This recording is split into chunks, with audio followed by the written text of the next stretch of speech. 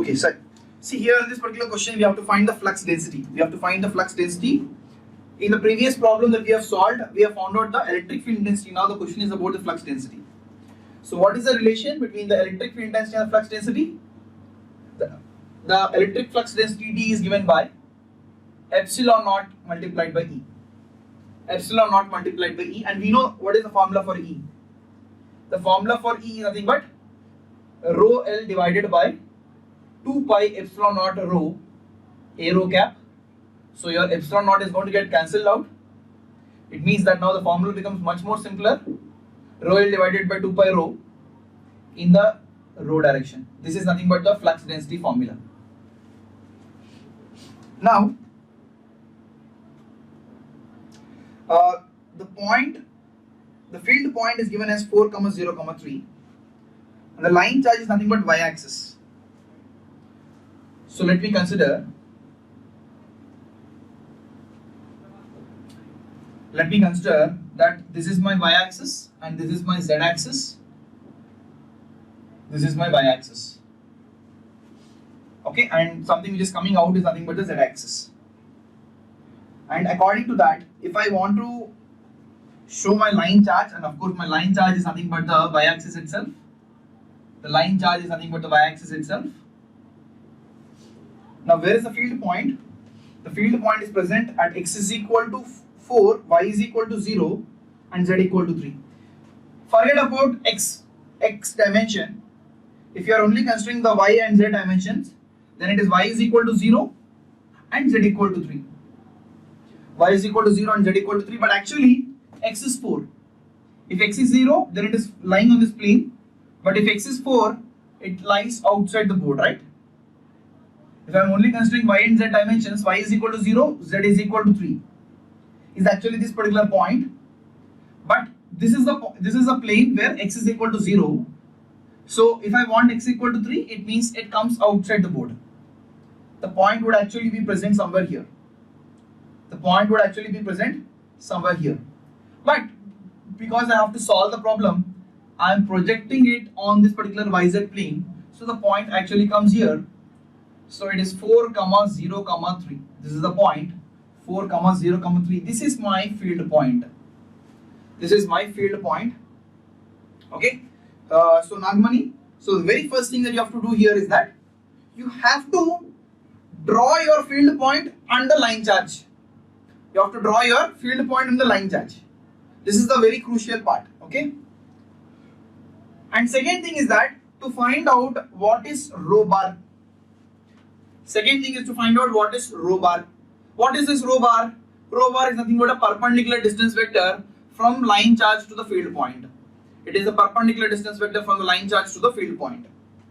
So line charge is here, field point is here. Perpendicular distance vector from line charge to field point, it means that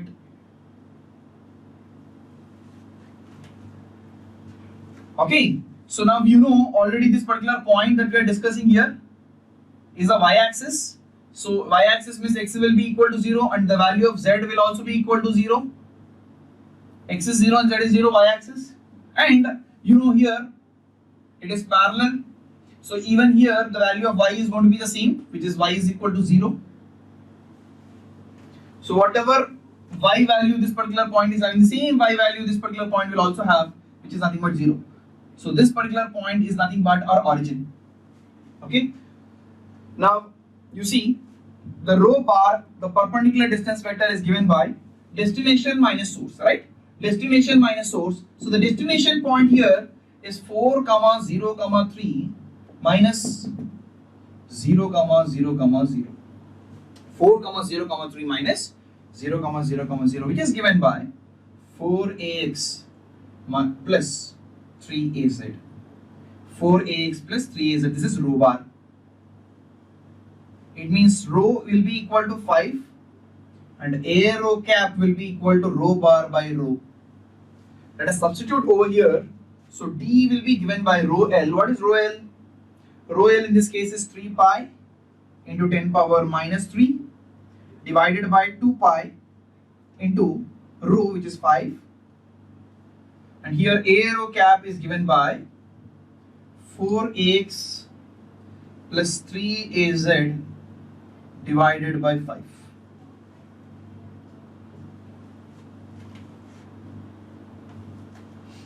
Okay, so here this is nothing but what? 12 divided by 50. So 12 divided by 50 is nothing but 0.24 in the x direction, and here I will be having 9 divided by 50, which is nothing but 0.18 in the z direction, and of course you are having 10 power minus 3, so I can write it as millicoulomb per meter square. Please check whether you have got the same answer or not.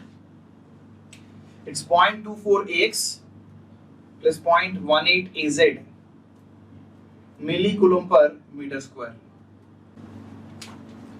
So let us discuss about surface charge.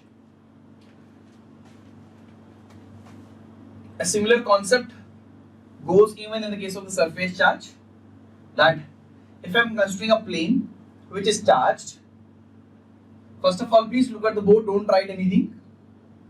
If I consider a particular plane which is charged, and the charge density of this plane, if the charge density of the plane is given as rho s, is nothing but the surface charge density. Surface charge density.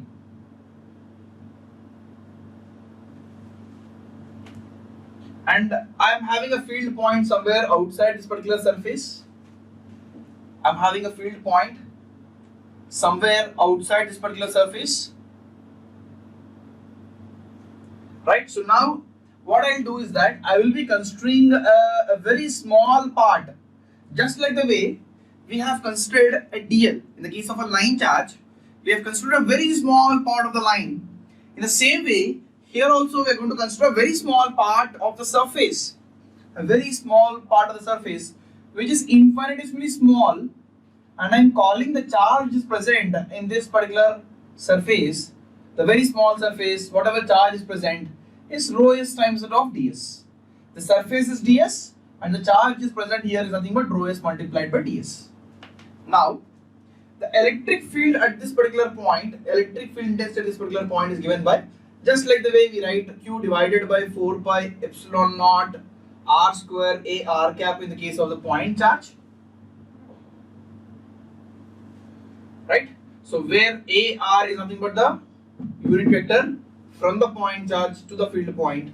In the same way, from here we will be drawing a particular line joining to the top of the point charge, to the field point, having the radial vector as r. In that case, just you replace your q, which is the point charge, with of a very small, infinitesimally small surface charge, which is rho s ds, divided by 4 pi epsilon naught r square a r cap. Now this is the contribution of electric field because of very small differentiable charge which is present on the surface. So we call the electric field here as a differential electric field. Now if you want the total electric field, is given by electric field is equal to the surface integral of rho s ds divided by 4 pi epsilon naught r square in the radial direction. The surface integral of rho s ds divided by 4 pi epsilon naught r square rho s 4 pi epsilon r square a r cap. Okay, please note it down. It's not required to write this particular point. Please write down, keep a note and write down. In the case, the electric field intensity, please write down. The electric field intensity, please keep a note and write down. The electric field intensity due to infinite surface charge, due to please write like this, due to surface charge of infinite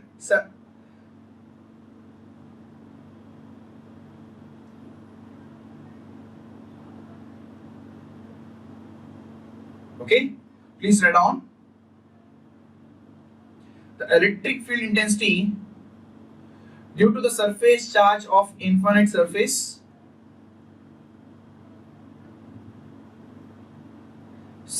charge of infinite, instead of writing surface you can write area. Electric field intensity due to the surface charge of infinite area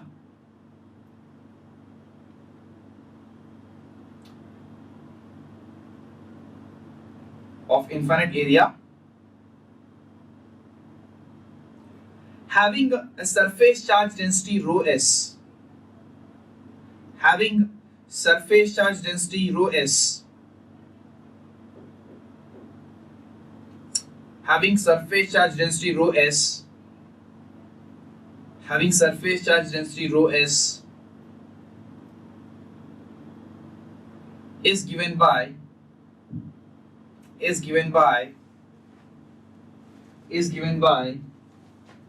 E is equal to rho s divided by 2 epsilon naught, rho s divided by 2 epsilon naught a n cap, rho s divided by 2 epsilon naught a n cap, where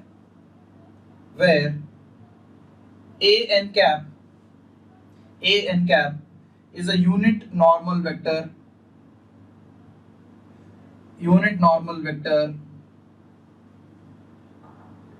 from surface charge to field point.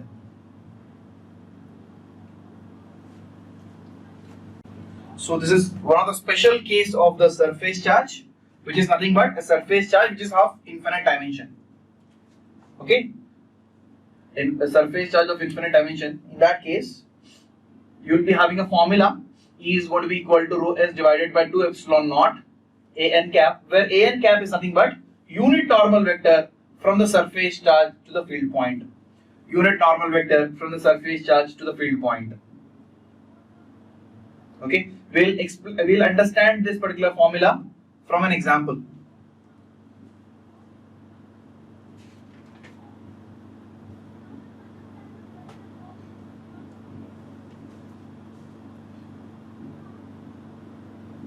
So before going to this particular problem, let me tell you the problem. Please note down the problem.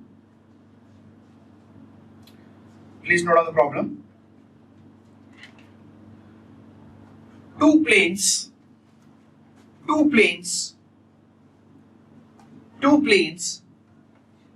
x is equal to 0 and y is equal to -3.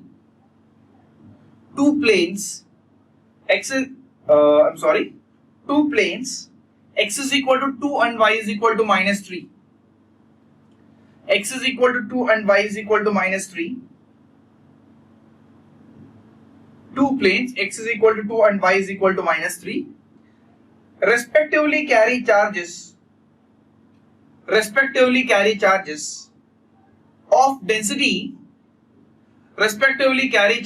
of density 10 nanocoulomb per meter square, 10 nanocoulomb per meter square,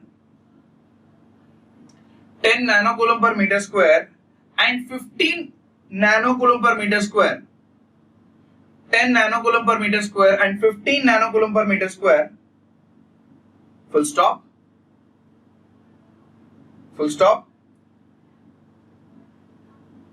The electric field intensity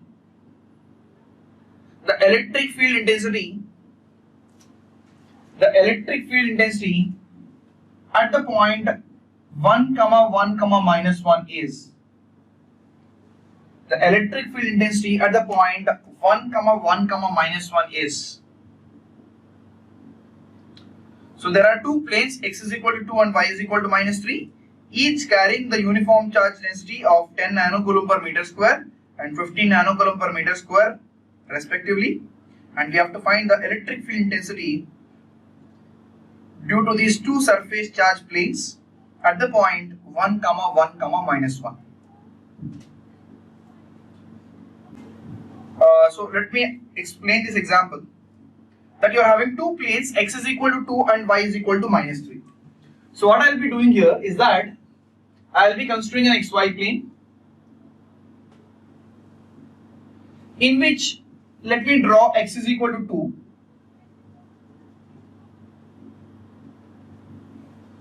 x is equal to 2 and y is equal to minus 3.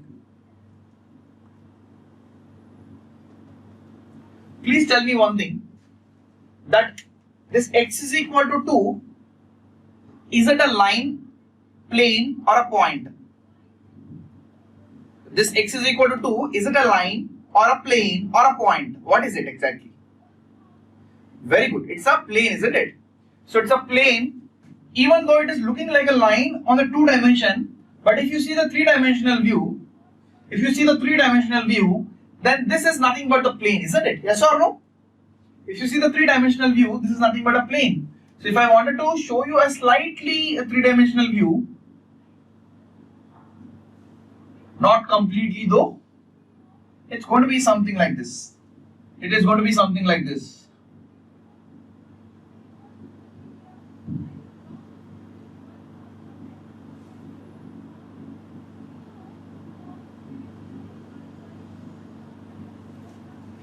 It's going to be something like this. And the same here.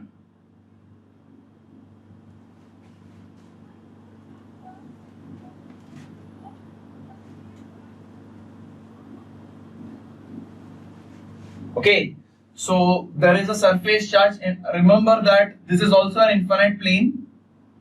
This is an infinite plane having the charges uniformly distributed, and the same is with the other plane where the charge is distributed uniformly.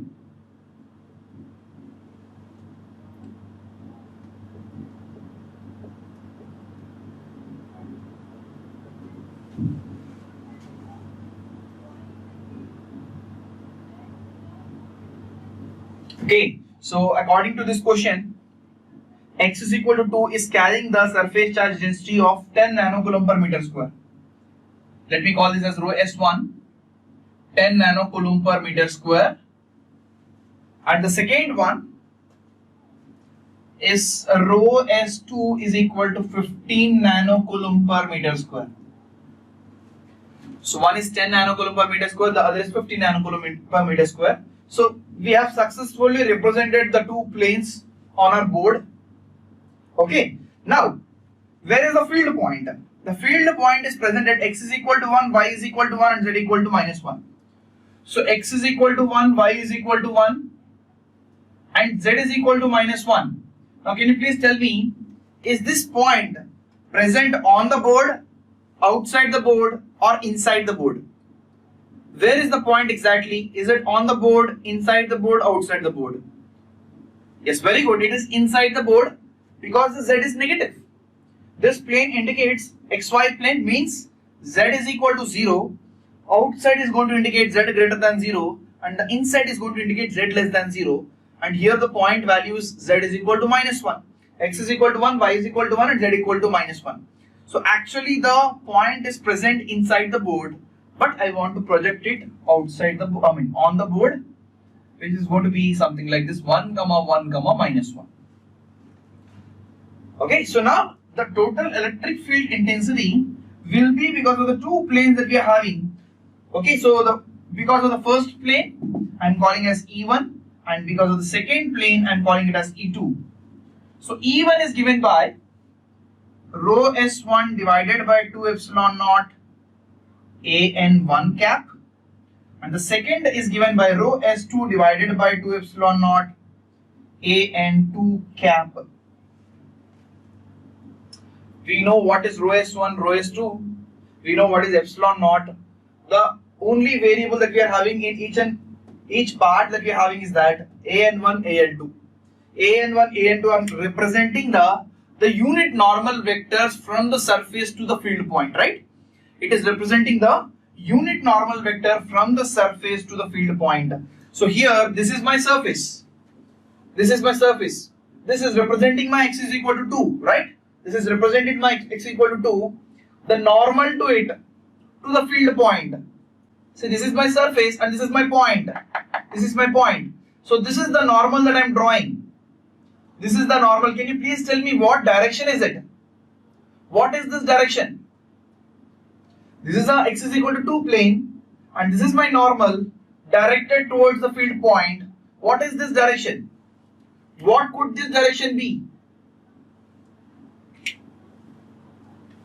This is nothing but minus x direction. Very good. This is nothing but minus x direction. So the AN1 that we are discussing here is nothing but minus x direction. AN1 is nothing but the minus x direction, and when it comes to this particular plane, the normal towards the field point, is like this. Towards the point, right? It's towards the point. So therefore, it's going to be in which direction? What is this direction? This is nothing but the positive y direction. So let me substitute here. So rho S1, which is 10 into 10 power minus 9 divided by 2 into 1 by 36 pi into 10 power minus 9 in the minus x direction, plus the other one, which is 15 into 10 power minus 9 divided by 2 into 1 by 36 pi into 10 power minus 9. This is the y direction. So 10 power minus 9 gets cancelled out. So here it is 18 pi, and here also it is 18 pi in the denominator, 1 by 18 pi in the denominator.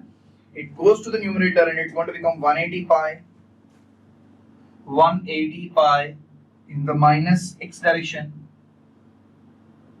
plus here it becomes 270 pi in the y direction, and the unit of this will of course be volt per meter.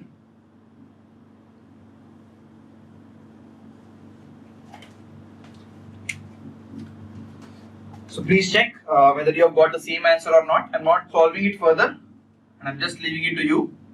So please check from your side whether you got the same answer or not. Please read on the next question.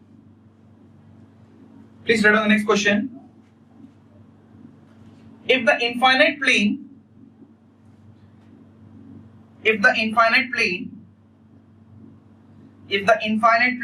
y is equal to 6 meters,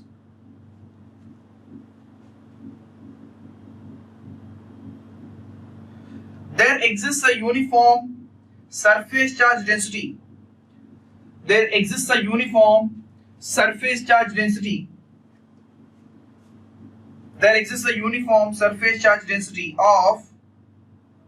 Of 1 by 600 pi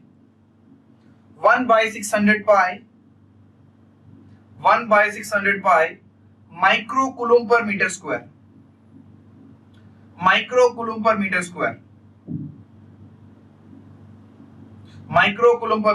Full stop. The associated electric field strength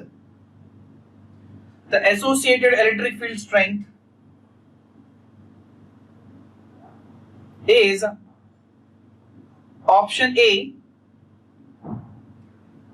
30 I cap volt per meter,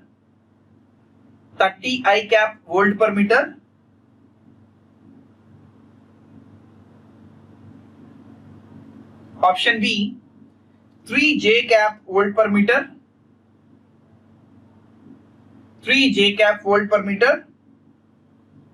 C 30 K cap volt per meter,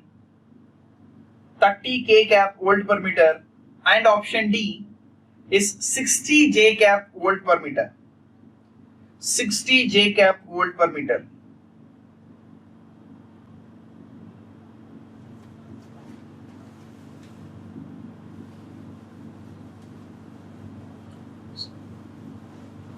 This question has been asked in 1995, a very old question, probably coinciding with many of your date of births, or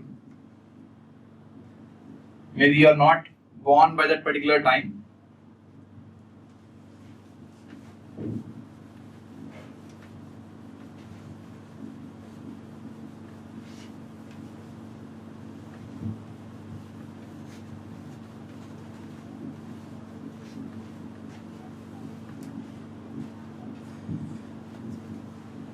right? So, but still it's a gate question.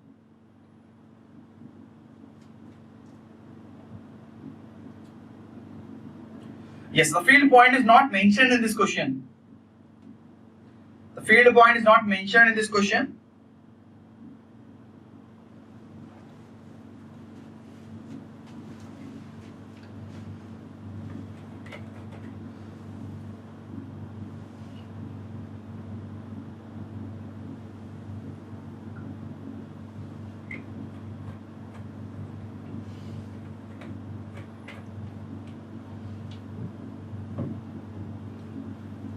The only hint that I can give is that please try to solve this problem with respect to the options.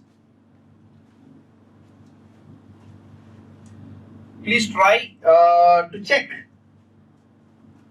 that is actually the field point required or not to get the correct answer.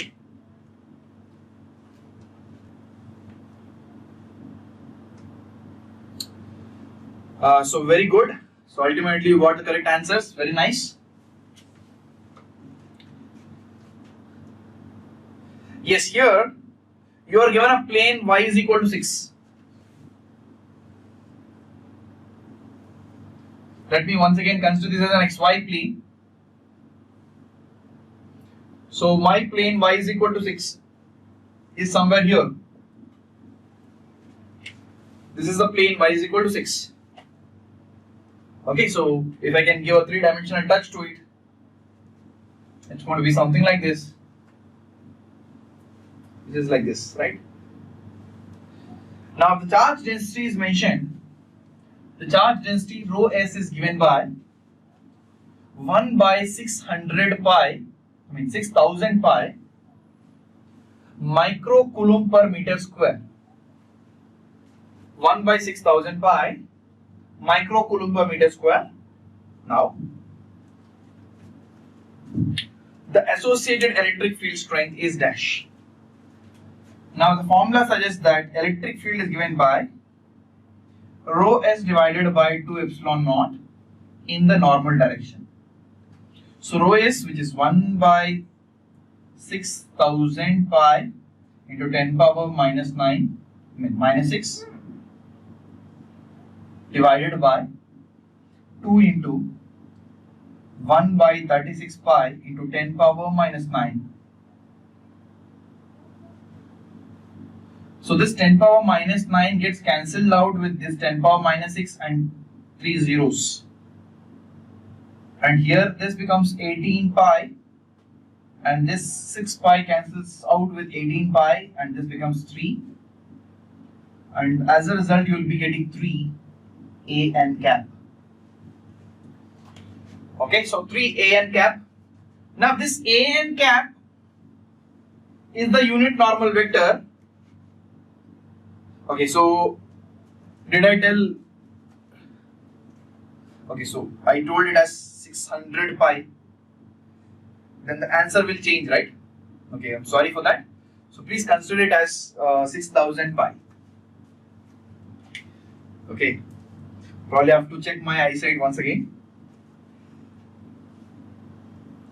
I might have told 600 pi, but it is actually 6000 pi. But anyway, we don't have any other option which is going to match with it.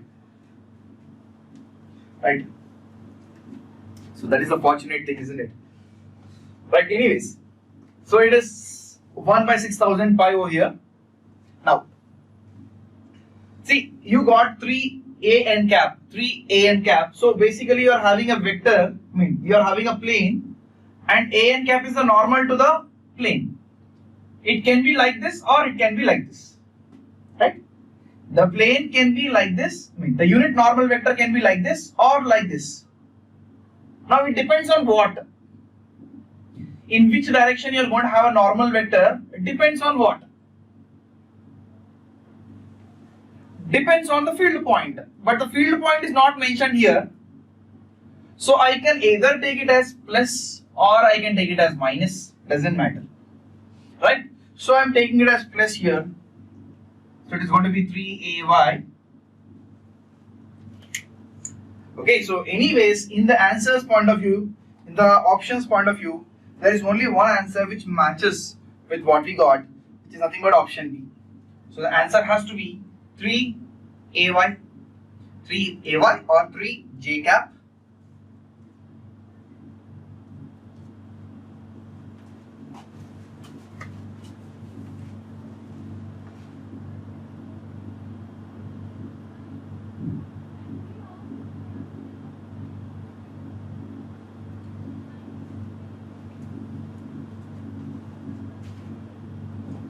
So can I erase the board? Is it complete?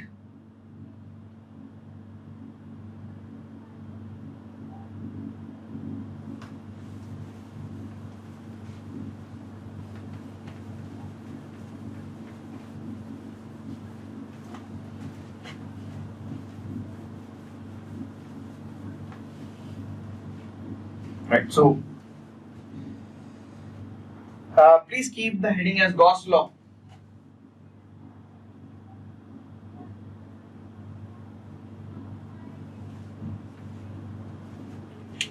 Please keep the heading as Gauss law.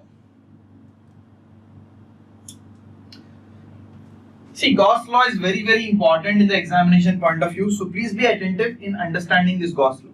Okay. So let us understand this Gauss law with an experiment which is conducted by the scientist Faraday. Okay. So there is an experiment which is conducted by Michael Faraday. What he has considered is a sort of a metallic football.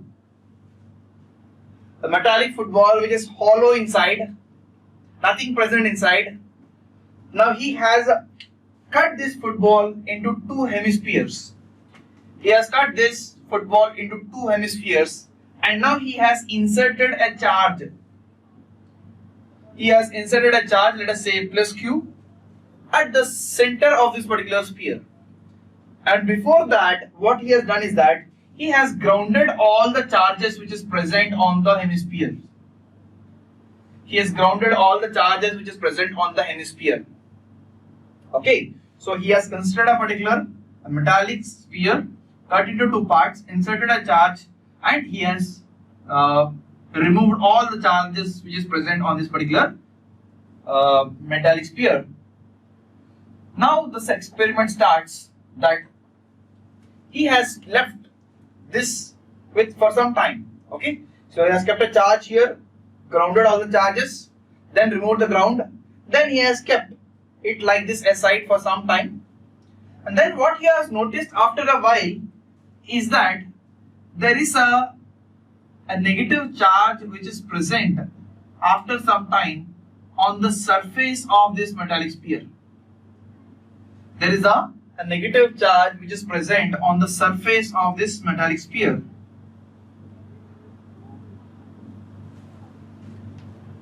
Then he tried to calculate what is the total amount of negative charge which is present. He tried to calculate what is the total amount of negative charge which is present, and then he has found out the total amount of charge has come to Q itself. But the sign is exactly opposite, which is minus Q. Which is minus Q.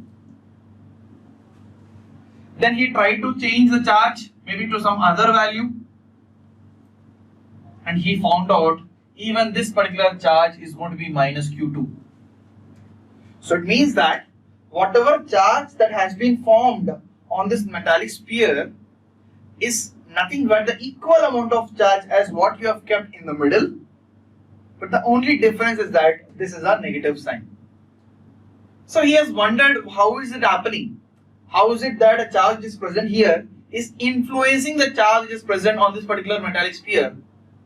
So what he has done is that he has thought that something is going from this particular charge which is present inside onto the surface of this metallic sphere, inducing a negative charge on this particular metallic sphere. So he has called that something which is going to induce a negative charge onto the metallic sphere. These lines he has kept, these imaginary lines that he thought is something which is influencing the negative charge on this metallic sphere. These lines are what he called as electric flux lines. Electric flux lines, just like the concept of the magnetic flux lines. He has kept these lines which is influencing the charge, okay, which is carrying something from here to here to induce a negative charge. So these lines is what he is calling as the electric flux lines. So how many number of electric flux lines are we having here? How many number of electric flux lines are we having here? Is something which is dependent upon the charge which is present in the middle. Is something which is dependent on the charge which is present in the middle. So I can say the total number of flux lines is equal to the charge which is present inside. The total number of flux lines which is coming out of this particular charge is nothing but the charge which is present inside. Because these are the flux lines which are influencing the charge, and the total amount of charge is formed here is nothing but exactly the same amount of the charge which is present inside. The only difference is that here there is a negative sign. So the total amount of flux lines is equal to the charge which is present inside. Clear? Now this became the origin of the Gauss law.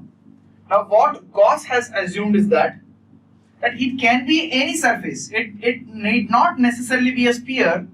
It can be any particular surface which has to be closed. So this is nothing but a closed surface, and if you are keeping a charge which is present inside, okay, so this is a closed surface, even need not necessary to be a metallic also. It can be any closed surface. It can be any closed surface. What he told is that the total number of flux lines which are coming out of this closed surface, the total number of flux lines which are coming out of the closed surface is equal to the charge which is enclosed. Okay, because that is what the experiment says, that how many number of flux lines are coming outside. How many number of flux lines are coming outside? If I am drawing any particular region here, and seeing how many number of flux lines are crossing this particular surface, this is nothing but exactly whatever amount of charge which is present in the middle.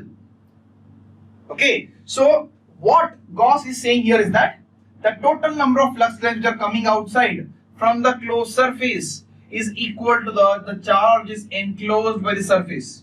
The charge is enclosed by this particular surface. So this is what is nothing but the Gauss law. But generally you observe that here the electric flux lines is not actually represented as electric flux lines, but it is represented in terms of its density. Just like the way we are representing a line charge density, a surface charge density, and a volume charge density. In the same way, even the flux lines are also represented within its density. So what could be the relation? The density, the density, the flux density. Which flux density? Which flux density is it? It is electric flux density. Electric flux density will be equal to what? The total number of flux lines which is coming outside divided by the area. So the flux lines, the total flux lines coming out of the area is given by the surface integral of the flux density. If I am representing this flux density with d dot ds. D dot ds. Now, if I want to consider it as a closed surface, then it is going to become a closed surface integral. So the definition of the Gauss law is that, mathematical definition of Gauss law is that the closed surface integral of d dot ds is equal to the charge enclosed. The closed surface integral of d dot ds is equal to the charge enclosed. Have we seen similar sort of expression anywhere? Have you seen this sort of equation anywhere? This equation is something very good. This equation is nothing but the Maxwell's equation. This is the first Maxwell's equation. So we can say the Gauss law is nothing but the Maxwell's first equation. So to explain briefly what we have done it. So from the Faraday's experiment, what is understood here is that the total number of flux lines which is coming outside of any closed surface which you are drawing here is going to be equal to the charge which is present inside. So this is the origin of the Gauss law. So we are writing the Gauss law in terms of its flux density. So the total amount of flux which is coming outside is represented in terms of its density. The closed surface integral of d dot ds is going to be equal to the charge enclosed. Okay. So please keep Gauss law and then write down It's not required to write down this Faraday's experiment inside your notes. What is important in the examination point of view is the definition of Gauss law and the understanding of it. So please write down. Please write down. Gauss law states that. Gauss law states that. Gauss law states that. Gauss law states that. Gauss law states that. The Gauss law states that the net electric flux lines, the net electric flux lines, the net electric flux lines, the net electric flux lines, the net electric flux lines coming out of the closed surface, the net electric flux lines coming out of the closed surface, coming out of the closed surface, coming out of the closed surface is equal to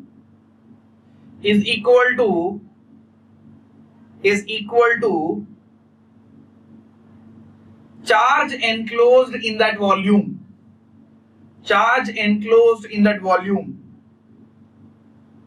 charge enclosed in that volume, right? So the net electric flux lines coming out of the closed surface is equal to the charge enclosed in that volume, is equal to the charge which is enclosed in that volume. So this is nothing but the Gauss law. So the mathematical expression for the Gauss law is nothing but, okay, so this is what the meaning of it.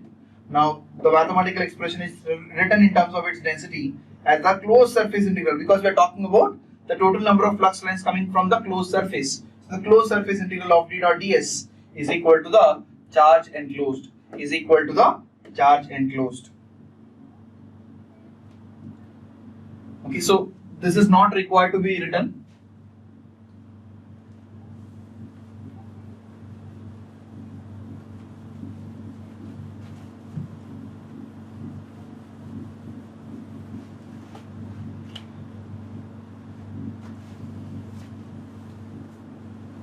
So D is nothing but electric flux density. D is electric flux density. D is electric flux density. So how are we getting the unit of electric flux density as Coulomb per meter square? Please observe the board. Here you see you are equating the electric flux lines to the charge. You are equating the electric flux lines to the charge.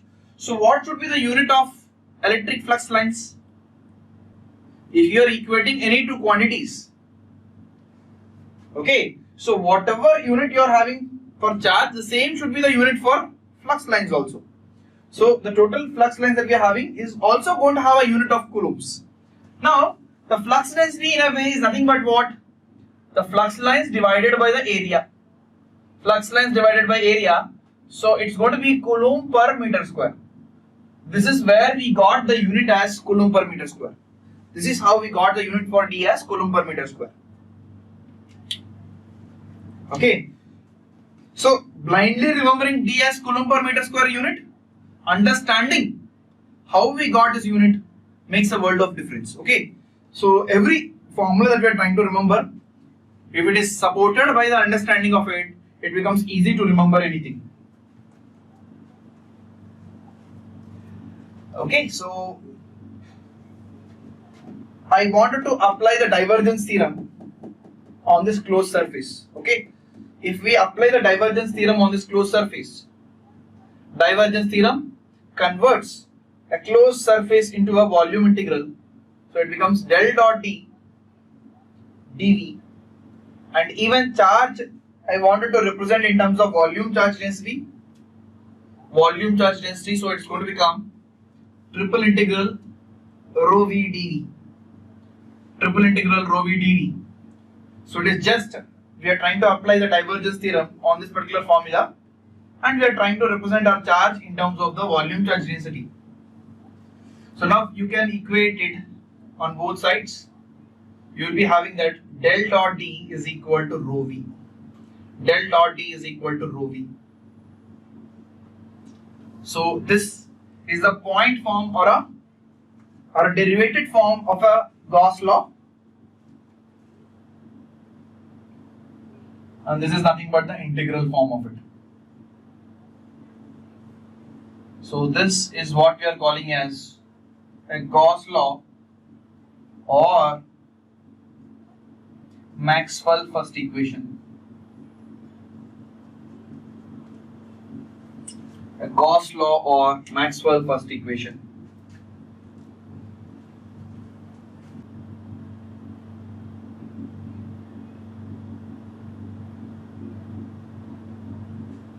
Right. So can we take down a question?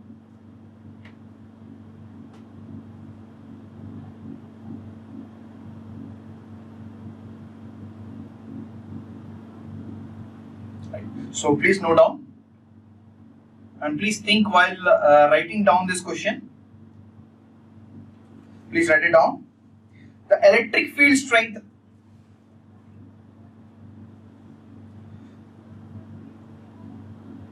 at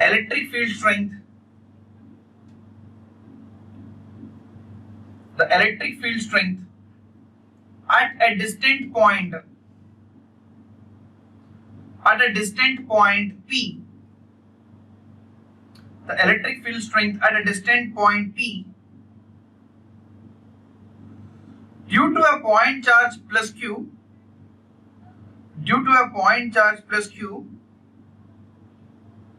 located at origin is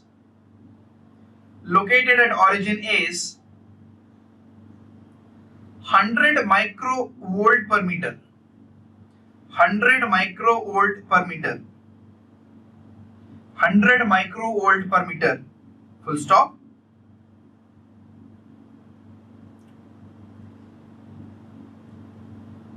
Full stop. If the point charge is now enclosed,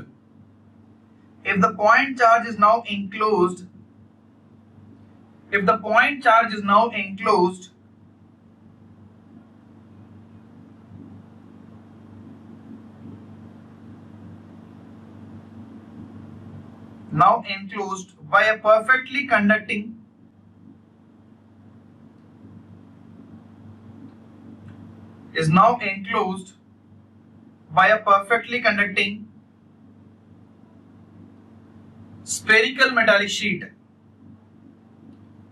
perfectly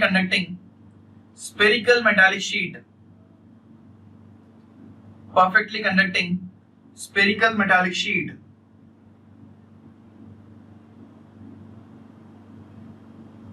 Whose center is origin?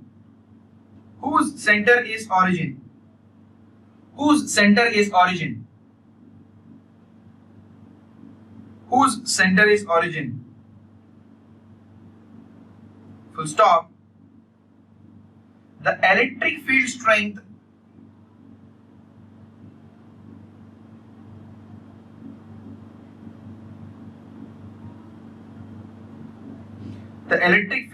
at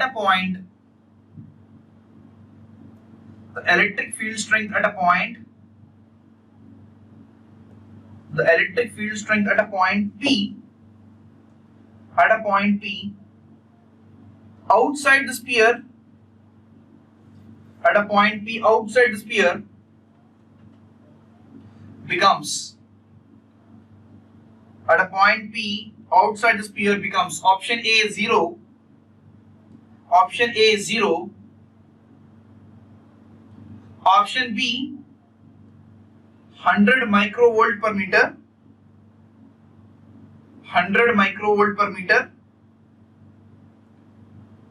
option C minus 100 microvolt per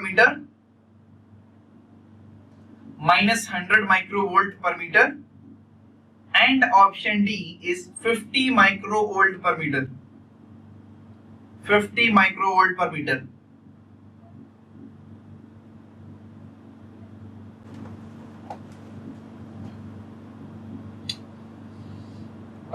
So I really appreciate all the students who have answered it as option A. It's a correct answer. other students who got different answer, it's a learning for you. So let us please understand what the question actually says. The electric field strength at a distant point P due to a point charge Q is 100 microvolt per meter. So you are having a point charge Q at the origin. So the electric field at a distant point P, at this point the electric field is given as 100 microvolt per meter. 100 microvolt per meter. Now the thing is that you are enclosing this with a spherical metal sheet. Now you are enclosing this with a spherical metal sheet, and it is given that the point P is present outside. You can see the last sentence. Electric field strength at a point P outside the sphere. So basically the point P is present outside the sphere. Now you know that this is nothing but a metallic.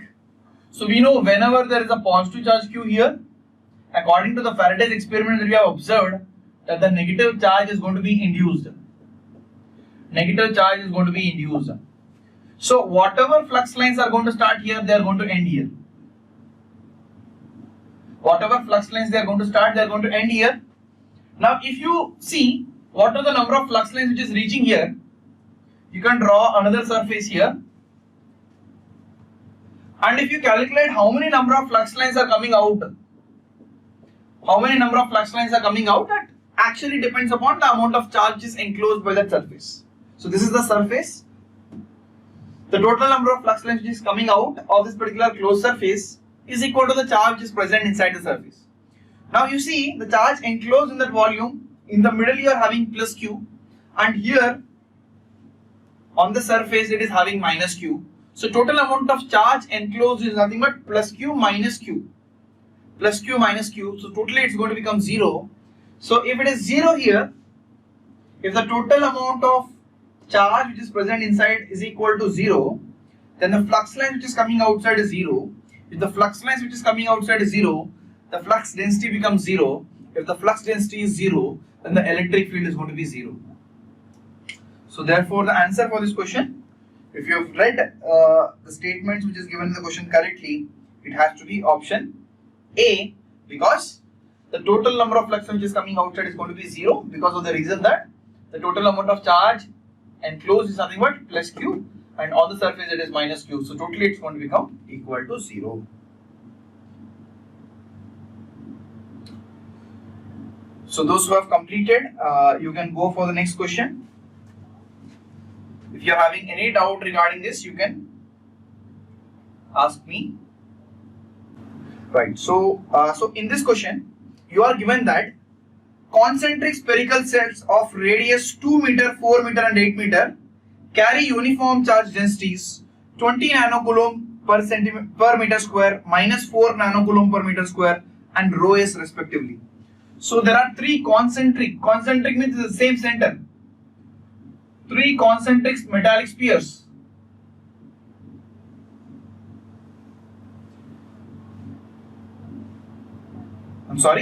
Three concentric spherical shells, not metallic. These are spherical shells, right? These are the spherical shells.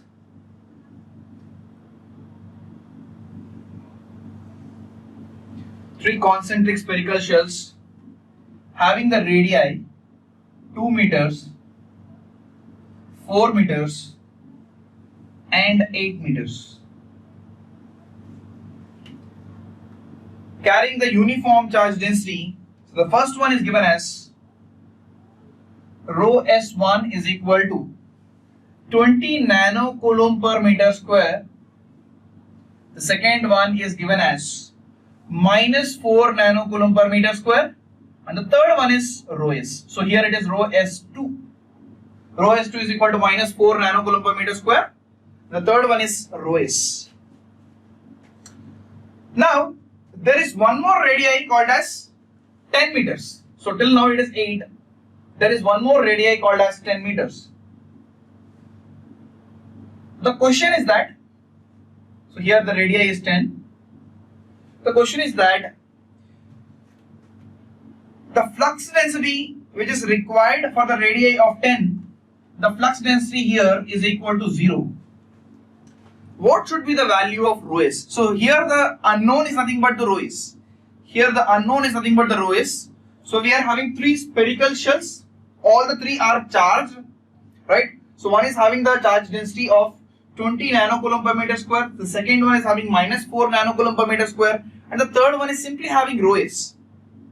Now, what should be the value of rho s to ensure the flux density at the radii of 10 meters is going to be equal to 0. Flux density for the radii of 10 meters is going to be equal to the of 0. Okay, so now I think we have understood the question. Please tell me now one thing. If you have a flux density of 10, the flux density of 0, if you require a flux density of 0, then what is the total flux? The total flux is nothing but the surface integral of d dot ds. If the flux density is equal to 0, then the flux should be equal to 0. Flux should be equal to 0. It means according to the Gauss law, if the total flux which is coming outside is equal to 0, then it means that the charge enclosed is also equal to, the total charge enclosed in the volume is going to be equal to the of 0. The total charge enclosed which is in the volume is going to be equal to 0. So if I integrate this, I will be having a charge of q1 in the radii of 2 meters. If I integrate this, I have a charge of q2, and then if I integrate the radii of 8 meters, then I'll have the charge of q3. So q1 plus q2 plus q3 is equal to 0. So q1, what is q1? It's nothing but the surface integral of rho s1 ds. The second one is rho s2 ds, and the third one it is rho s3 ds is equal to 0. Now because it's a sphere, the surface area of the sphere is nothing but 4 pi r square. So rho s1 multiplied by 4 pi r square, r1 square, plus rho s2 multiplied by 4 pi r2 square, plus rho s3 multiplied by 4 pi r3 square. The total value is going to be equal to the of 0. The total value is going to be equal to the of 0. So rho s1 is 20. I am taking every rho s is having the unit of nanocoulomb per meter square. I am taking every rho s is having a unit of nanocoulomb per meter square. So I am directly taking 20 here. 20 into 4 pi. The radius of 2 meters, it means that r1 square will be 4. Rho s2 is having minus 4 nanocoulomb per meter square. So minus 4 into 4 pi into the radius of 4 square. The third one is rho s itself multiplied by 4 pi. 64 is equal to 0. So let me cancel out all the 4 pi's which are present here. Okay.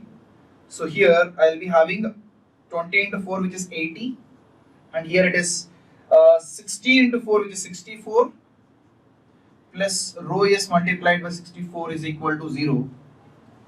So rho s into 64 is equal to minus 60.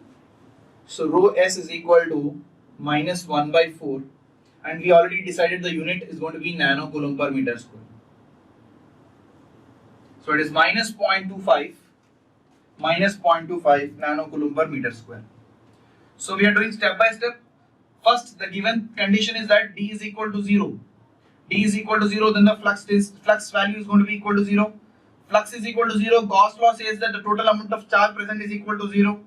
The total charge is nothing but the charge which is present on the surfaces. So q1 plus q2 plus q3 is equal to 0, which we have written in terms of the surface charge densities like this. Then we have considered the surface area of each and every sphere is going to be equal to 4 pi r square. According to that formula, we have calculated the value of rho s. It came down to be minus 0.25 nanocoulomb per meter square. I think those students who have done a mistake, I think who got the answer as maybe plus 16 or minus 16 nanocoulomb per meter square, the mistake you might have done is that you have directly might have taken the values d is equal to rho s1 plus rho s2 plus rho s is equal to 0, right? You might have taken d is equal to rho s1 plus rho s2 plus rho s is equal to 0. That might be the mistake that you might have done. Okay, why that particular approach is wrong? Because the radii of each and every surface is different. If the radii is different, you cannot go by that particular approach. If the radii is constant, then your approach might be correct. But here the radii of each and every sphere is different. So you cannot go by that particular approach of rho s1 plus rho s2 plus rho s3 is equal to 0.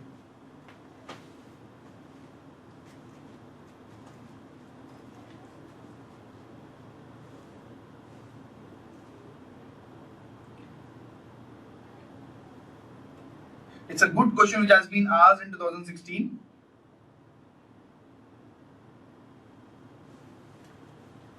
Those who have completed, please note down the next question which is present on the secondary screen. And if any one of you are having any doubt regarding the previous question, you please ask it, get it clarified.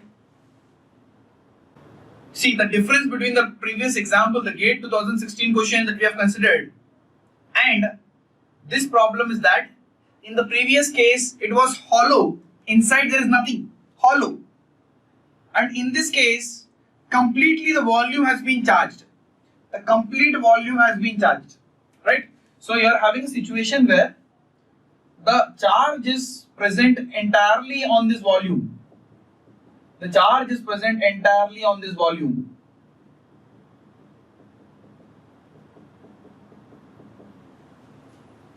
It is something like this, okay? So it is present entirely in the volume, and it is given that it is having a uniform charge density of rho v. Rho v is the uniform charge density of this volume charge sphere. Now, you have to find the values of d, comma e for the value of r which is less than a, and here it is given as a by 3. This is the first case, and the second case is that we have to find the value of d and e at the value of r which is greater than that of a, which is 3a. So the way we are going to solve this is that case 1, we will consider a generalized case where the value of r is less than a, and the case 2 where the value of r is greater than a. Okay, then whatever answers we got, we will substitute r is equal to 3a in the case of r less than a, and we will be substituting r is equal to r is equal to a by 3 in the case of r less than a, and r is equal to 3a in the case of r greater than a. Right. So first let us talk about the case of r less than a. Let us talk about the case of r less than a. Now you see, this radii, the radii that we have considered here is a. In the question it is given that the volume charge that we are having is having a radius of a. So this is the same radii a. Only thing is that for clarity, I'm not representing any charge here, just for clarity.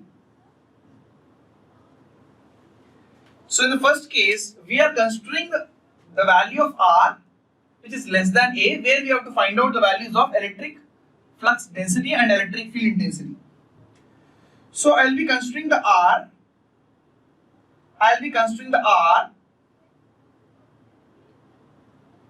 Which is less than that of a. And now I will be applying the concept of Gauss law.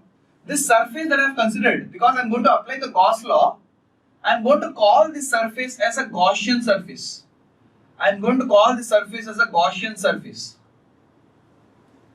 Okay. So the closed surface integral of d dot ds is equal to the charge enclosed. So my closed surface here is nothing but the Gaussian surface, which is also a sphere of radius r. Now we know, because it's a sphere, the closed surface integral of this particular sphere is going to be 4 pi r square, and we know the electric flux is going to come out radially outside. So the flux is having a radial direction and having the surface area of 4 pi r square. Okay, so I'm reducing this, considering the surface area of 4 pi r square, and the flux density which is coming outside is d, is equal to, what is the charge enclosed? The charge enclosed is given by the volume integral rho v dv. The charge enclosed is given by the volume integral rho v dv. So, do you think what is the charge which is enclosed by the surface? What do you think? What is the charge which is enclosed by the surface? Is it totally enclosed or only this particular part? Whatever charge which is present in this particular part is enclosed. What is that which is enclosed? Is it the total charge is enclosed, or the charge is present in this closed part is enclosed? Okay, the charge is present in this radii of r enclosed is what we are going to calculate here. The charge enclosed by the radii of r is what we are going to consider here, because obviously the total charge is not enclosed by the surface. The total charge is not enclosed by the surface. So what I will do here is d multiplied by 4 pi r square. Rho v is uniform, comes outside. So the volume integral of a sphere of radii r is given by 4 by 3 pi r cube. The volume integral of sphere is given by 4 by 3 pi r cube. So what happens here? 4 pi gets cancelled out. R square, this becomes r, and this now is going to be d is equal to rho v r by 3. This is going to become rho v r by 3. Okay, so d is going to be equal to rho v r by 3. What is the direction? What is the direction? The direction is going to be the radial direction. The direction is going to be the radial direction. So once you are getting the value of d to be equal to rho v r by 3, you will get the electric field as rho v r by 3 epsilon naught in the radial direction.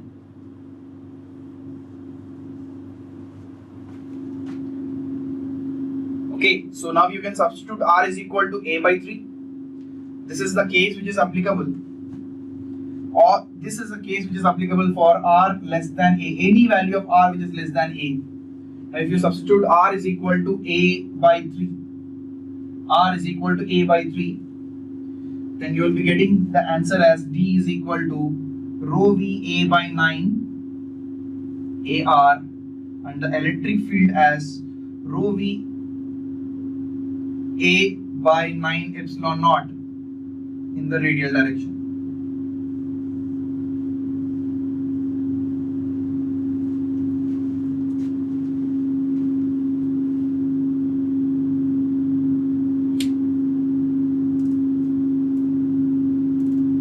Okay, so this is the first case when we consider the value of r is less than a.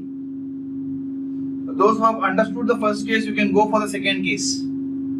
Those who have not understood the first case, please let me know where you are facing a problem.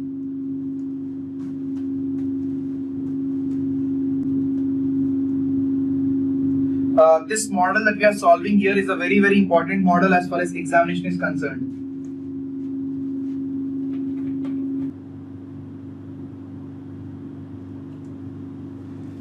Okay, so in the case 2, the approach remains the same. The only difference is that this is our radius of A. This is your radius of A. Now you wanted to find out at a particular point which is at a distance of r outside this one for the value of r which is greater than that of A. For the value of r which is greater than that of A. Now the concept remains the same. The total number of flux lines which is coming out of this closed surface. This is my Gaussian surface. The total number of flux lines which is coming out of this Gaussian surface is equal to the charge which is enclosed. Okay. So here I can again write it as, because the radius is still r, I can write it as d multiplied by 4 pi r square. Here the volume integral of rho v dv. So rho v comes outside. Can you please tell me till where do we have the charge? Should I take the volume as 4 by 3 pi r cube, or should I take the volume as 4 by 3 pi a cube? What is that I should consider? Should I take the radius as r, or should I take the radius as a?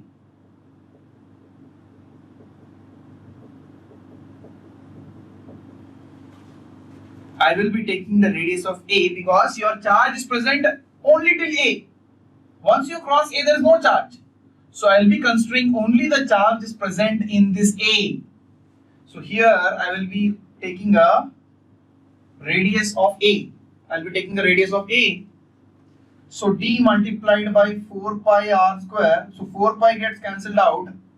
So what is left is nothing but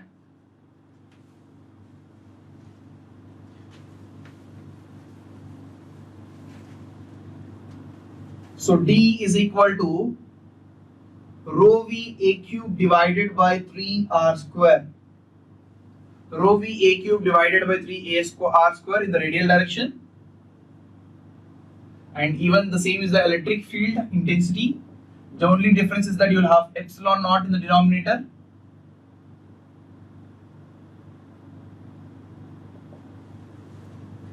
Now if you substitute the value of r is equal to 3a, then d will be equal to rho v a by 27 ar, and electric field will be equal to rho v a by 27 epsilon naught in the radial direction.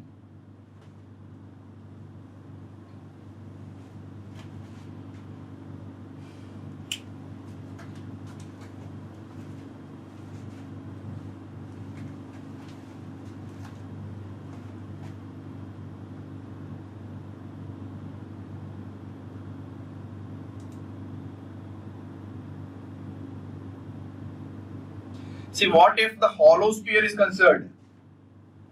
See, if the hollow sphere is considered, then it is very simple, right? If you are having a hollow sphere, then it means that if you are considering the internal part, there is no charge is present inside. So totally it's going to become equal to 0. If you are considered outside, okay, then what is the charge is present inside? If I consider the charge is present inside is q, then I will get the result as d is going to be equal to q divided by 4 pi r square. If I consider the total charge is present on the surface is q, then d is going to be equal to q divided by 4 pi r square.